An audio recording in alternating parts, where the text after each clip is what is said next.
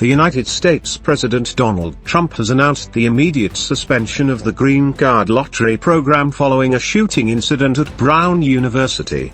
Able to go out and encounter and bring to justice individuals who are raping our children, murdering our mothers. ዲሴምበር 19 ቀን 2005 ዓ.ም ለዓለም ዜና አውታሮች እጅግ አስደንጋጭ ቀን ሆኖ ተመዝግቧል። ዛሬ በዓለም ዙሪያ በሚሊዮን በሚቆጠሩ ቤቶች ውስጥ ለቅሶና ድንጋጤ ነግሷል።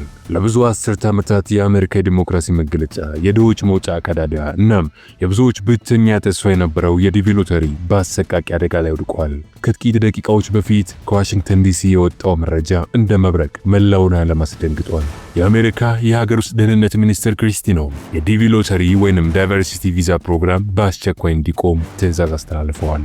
ይህ ትዕዛዝ የመጣው በሮድ አይላንድ ግዛት በሚገኘው በታዋቂው ብራውን ዩኒቨርሲቲ ውስጥ በተፈጸመው አሰቃቂ የጅምላ ተኩስ ተከትሎ ነው። ዛሬ በዚህ ሰፊ ዘገባችን ለምን ይህ ውሳኔ ተላለፈ? ገዳዩ ማን ነው? ፕሬዚዳንት ትራምፕ ምን አሉ? እናም የዲቪ ሎተሪ ዕድለኞች ቀጣይ ዕጣ ፈንታ ምን ይሆናል? የሚሉትን ነጥቦች በዝርዝር እንመለከታለን። እስከ መጨረሻው አብራችሁን ቆዩ። ጉዳዩ እንዲህ ነው። በአሜሪካ የሰዓት አቆጣጠር ምሽት ላይ የሀገር ውስጥ ደህንነት ሚኒስትር ክሪስቲ ኖም በማህበራዊ ገጻቸው ላይ ባሰፈሩት እጅግ አደገኛ መልእክት በፕሬዝዳንት ትራምፕ ቀጥተኛ ትዕዛዝ የዩኤስ የዜግነትና የኢሚግሬሽን አገልግሎት የዲቪ ሎተሪ ፕሮግራምን በአስቸኳይ እንዲያቆም ማዘዛቸውን አስታውቀዋል። ይህ ትዕዛዝ ማቆም ወይንም ፖዝ የሚል ቃል ቢጠቀምም በዲቪ ተስፈኞች ልብ ውስጥ ግን እስከ መጨረሻው ነው የተቆጠረው። ክሪስቲ ኖም ይህንን ውሳኔ የወሰኑት አሜሪካውያንን ከጥፋት ለመጠበቅ በሚል ሰበብ ቢሆንም ከዚህ ጀርባ ያለው እውነተኛ ምክንያት ግን ሰሞኑን በአሜሪካ የተፈጠረ አንድ እጅግ አሰቃቂ ክስተት ነው። The suspect in the Brown University mass shooting has been found dead from a self-inflicted gunshot wound.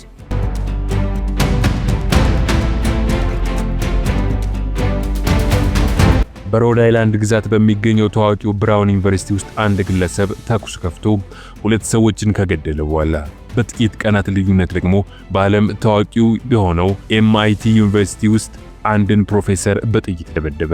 መርማሪዎች የዚህን ገዳይ ማንነት ሲመረምሩ ግለሰቡ በ2017 ዓ.ም በዲቪ ሎተሪ አማካኝነት ግሪን ካርድ አግኝቶ ወደ አሜሪካ የገባ ሰው መሆኑን ያረጋገጡ። ይህ መረጃ ለትራምፕ አስተዳደር ትልቅ ሰበብ ሲሆናቸው ክሪስቲ ኖምም ይህ አውዳሚ ፕሮግራም ነው፣ ገዳዮችን ወደ ሀገራችን የሚያስገባው እሱ ነው በማለት ህዝቡን ቀሰቀሱ። ነገር ግን ጥያቄው እዚህ ጋር ነው። በአመት ከ50,000 በላይ ሰዎች በዲቪ ሎተሪ በሚገቡበትና ባለፉት 30 ዓመታት በሚሊዮን የሚቆጠሩ ሰዎች በሰላም በኖሩበት ሀገር የአንድ ግለሰብ የአእምሮ መታወክ ወይንም የወንጀል ድርጊት እንዴት በሚሊዮን የሚቆጠሩ ንጹሃን ሰዎችን ተስፋ ሊያጨልም ይችላል የሚለው የብዙዎች ጥያቄ ሆኗል። ዛሬ ስለ ዲቪ ሎተሪ ስናወራ ለኢትዮጵያውያን ዝም ብሎ የቪዛ ወይንም የጉዞ ጉዳይ ብቻ አይደለም። ይልቁንም ለትውልድ ሲንከባለል የመጣ የብዙ ሺህ ቤተሰቦች የነጻነት በር፣ የድህነት ማምለጫና የህልም ማሳኪያ ድልድይ ነበረም። ባለፉት 30 ዓመታት ኢትዮጵያ በየዓመቱ በሺዎች የሚቆጠሩ ልጆቿን በዚህ ፕሮግራም ወደ አሜሪካ በመላክ ከዓለም ቀዳሚ ከሆኑ ሀገራት ተርታ ትመደባለች። ይህ ፕሮግራም በገጠር ከተሞች የሚገኙ ምስኪን ተማሪዎች በዓለም ታዋቂ ዩኒቨርሲቲዎች እንዲማሩ፣ አቅመ ደካማ ወላጆች በልጆቻቸው አማካኝነት የተሻለ ሕክምናና መጠለያ እንዲያገኙ፣ እንዲሁም በሀገር ውስጥ ያለው ኢኮኖሚ በውጭ ምንዛሬ እንዲደገፍ ትልቅ ሚና ተጫውቷል። በየዓመቱ ግንቦት ወር ሲመጣ በሚሊዮን የሚቆጠሩ ኢትዮጵያውያን በጉጉት የኮምፒውተራቸውን ስክሪን የሚያዩት ለግል ጥቅማቸው ብቻ ሳይሆን መላው ቤተሰባቸውንና አካባቢያቸውን ለመለወጥ ካላቸው ጽኑ ፍላጎት የተነሳ ነው። ዲቪ ለኢትዮጵያውያን የትጋት ውጤት፣ የጸሎት ምላሽና የአዲስ ሕይወት መጀመሪያ ምልክት ሆኖ ለዘመናት የቆየ ቢሆንም ዛሬ ግን ይህ ታሪካዊ ተስፋ ከባድ አደጋ ተደቅኖበታል። አሁን ወደ ወሳኙ የህግ ነጥብ ስንመጣ ብዙዎቻችሁ ዲቪ ለዘላለም ተሰረዘ ወይ ብላችሁ እየጠየቃችሁ ነው። የዲቪ ሎተሪ ፕሮግራም በ1990 ዓመተ ምህረት በአሜሪካ ኮንግረስ በህግ የጸደቀ ፕሮግራም በመሆኑ ፕሬዝዳንት ትራምፕም ሆኑ ክሪስቲ ኖም ይህንን ህግ የመሰረት ስልጣን የላቸውም። ህጉን መለወጥ የሚችለው ኮንግረስና ኮንግረስ ብቻ ነው። ሆኖም ትራምፕ የሀገር ደህንነት ስጋት አለ በሚል ሰበብ ማንኛውንም የቪዛ ሂደት ለተወሰነ ጊዜ የማዘግየት ወይንም የማቆም ስልጣን አላቸው። ክሪስቲ ኖም ማቆም ወይንም ፖዝ የሚለውን ቃል የተጠቀሙት ሆን ብለው ሲሆን ይህንም አልሰረዝነውም ለጊዜው አቁመነዋል ለማለት ነው። ነገር ግን ይህ ጊዜያዊ የተባለው መቆም ለወራት ወይንም ለዓመታት ቢቆይና እስከ መስከረም 30 ድረስ ቪዛ ያልተሰጠው ሰው ዕጣው ውድቅ እንደሚሆን ስለሚታወቅ ይህ ውሳኔ በተዘዋዋሪ መንገድ ፕሮግራሙን መግደል ነው። ይህ ማቆም በተግባር ሲተረጉም የኬንታኪ ቪዛ ሴንተር የሰዎችን የዲኤስ 260 ፎርም ማየቱን ሊያቆም ይችላል።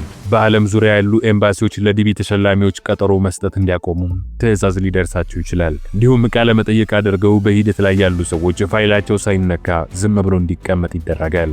ይህ ማለት ባጭሩ ቢሮውን መዝጋት ማለት ነው። ፀሐይ እየጠለቀች ባለችበትና ሰዓቱ ደግሞ እየሄደ ባለበት በዚህ ወቅት ለዲቪ ተሸላሚዎች እያንዳንዱ ቀን ወርቅ በመሆኑ ይህ ውሳኔ ያንን ወርቅ እየቀማቸው ይገኛል።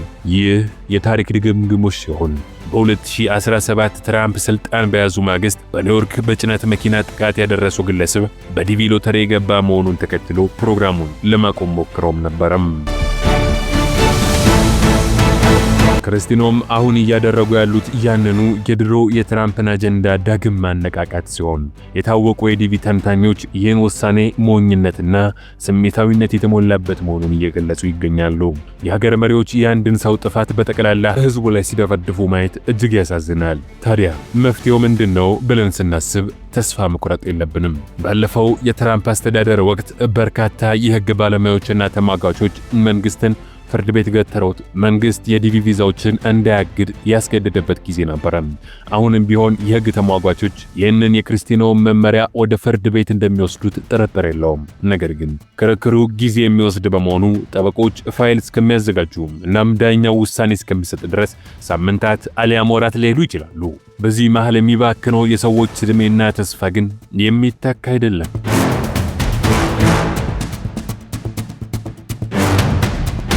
በአሜሪካ የሚገኘው የኢትዮጵያውያን ማህበረሰብ ምስረታና ታሪክ የጽናት የትጋትና የማንነት ታሪክ ነው።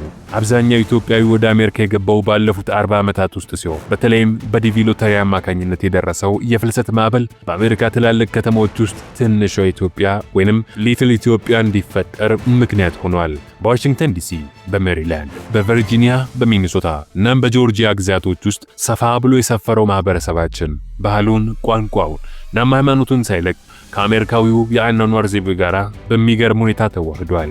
ኢትዮጵያውያን አሜሪካ ሲገቡ ከመጀመሪያው ቀን ጀምሮ ትልልቅ ሕልሞችን ሰንቀው ነው። ብዙዎች በታክሲ ሹፌርነት፣ በሆቴል ሰራተኝነትና በሌሎች ዝቅተኛ ስራዎች ቢጀምሩ በሂደት ግን ልጆቻቸውን በታዋቂ ዩኒቨርሲቲዎች አስተምረው በሳይንስ፣ በሕክምና፣ በምህንድስናና በፖለቲካው መስክ ትልልቅ ስኬቶችን አስመዝግበዋል። በአሜሪካ ጎዳናዎች ላይ የሚታዩት የአበሻ ምግብ ቤቶች፣ በየሰንበቱ የሚሞሉት አብያተ ክርስቲያናትና መስጂዶች እንዲሁም የቡና ቁርስ ስርዓቶች ኢትዮጵያውያን ሀገራቸውን በልባቸው ተሸክመው እንደሚጓዙም ታላቅ ማሳያ ነው።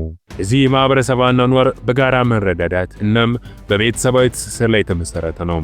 አንድ ኢትዮጵያዊ የዲቪ ሎተሪ ዕድሉን አግኝቶ አሜሪካ ሲገባ የቀደሙት ወገኖቹ አየር ማረፊያ ድረስ ሄደው በመቀበል መጠለያ በመስጠትና ስራ በማፈላለግ የሚያሳዩት አጋርነት እጅግ የሚያስደንቅ ነው። ይህ እቁብና እድርን የመሳሰሉ ባህላዊ እሴቶችን ይዞ የመጣው ማህበረሰብ በአሜሪካ ምድር ላይ የራሱን የኢኮኖሚና የማህበራዊ ጥንካሬንም ገንብቷል።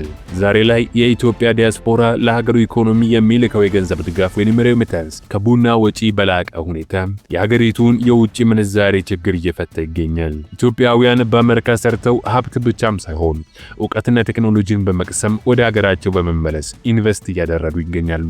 በመሆኑም አሁን የቀረበው የዲቪ ሎተሪ እገዳ ይህንን እጅግ ጠንካራና ጠቃሚ የሆነ የማህበረሰብ ግንኙነትን የሚበጥስ የአሜሪካን ብዝሃነት የሚቀንስ በሚሊዮኖች የሚቆጠሩ ሰላማዊ ሰዎችን ወደፊት ዕድል የሚያጨልም ታሪካዊ ክስተት ነው። ይህ ማህበረሰብ ባለፉት ዓመታት ለአሜሪካ እድገት ያበረከተው አስተዋጽኦ ሲታይ ፕሮግራሙን በአንድ ግለሰብ ጥፋት ሰበብ ማቆም ፍጹም ተቀባይነት የሌለው ተግባር ነው ያስብላል። አሁን ቪዲዮውን እየተመለከታችሁ ያላችሁ የዲቪ ተስፈኞች ልባችሁ እንደተሰበረና ለምን በዚህ ጊዜ እያላችሁ እንደሆነ እንረዳለን። ነገር ግን አሜሪካ ውስጥ የሕግ የበላይነት ስላለ መንግስት በፈለጉ ጊዜ ሕግን ጥሶ የሰዎችን መብት ማርገጥ አይችልም። አሁን ማድረግ ያለባችሁ ነገር አንድና አንድ ነገር ቢኖር በድንጋጤ የተሳሳቱ ውሳኔዎችን ከመውሰድ መቆጠብ፣ በየቀኑ አዳዲስ መረጃዎችን ከታማኝ ምንጮች መከታተልና ነገ ፍርድ ቤት እገዳውን ቢያነሳው ወዲያውኑ ወደ ቀጣዩ ደረጃ ለመሄድ ሰነዶቻችሁን አሟልታችሁ መጠባበቅ ነው። አሜሪካ በታሪኳ አይተው የማታውቅ የፖለቲካ ፈተና ውስጥ ትገኛለች። የዲቪ ሎተሪ ደግሞ የዚህ ፈተና ሰለባ ሆኗል። እኛ ግን ድምጻችንን ከማሰማት አንቆጠብም። ይህ መረጃ ለብዙዎች እንዲደርስና ተዳፍኖ እንዳይቀር በማህበራዊ ገጾቻችሁ ላይ በማጋራት ድጋፋችሁን አሳዩ። በሐሳብ መስጫው ላይ ያላችሁን ስጋትና ተስፋ ብታጋሩን እኛ ደግሞ በየሰዓቱ የሚወጡትን የፍርድ ቤት ውሳኔዎችና የመንግስት መግለጫዎችን እየተከታተልን በፍጥነት ይዘንላችሁ እንመጣለን። ያስታውሱ፣ ጨለማው ሲበረታ ንጋቱ ቀርቧል ማለት ነውና ተስፋ አትቁረጡ። እስካሁን ደቂቃ ድረስ ስለተከታተላችሁን ከልብ አድርገን እያመሰገንን ይህን ቪዲዮ ከወደዳችሁት መረጃ ሰጪ ነው ብላችሁ ካሰባችሁ እንዲሁም ቅድም እንዳልናችሁ ሌሎች እንዲደርስ ያግዘን ዘንድ ቪዲዮውን ላይክ፣ ቻናሉን ሰብስክራይብ በማድረግ እንዲሁም ያላችሁን ሐሳብ አስተያየትም ከስር በኮሜንት መስጫ ስፍራ ላይ በማስቀመጥ ቤተሰባችንን ይቀላቀሉ። በቀጣይ መረጃ ሰጪ በሆነ ቪዲዮ እስከምንገናኝ ሰላም።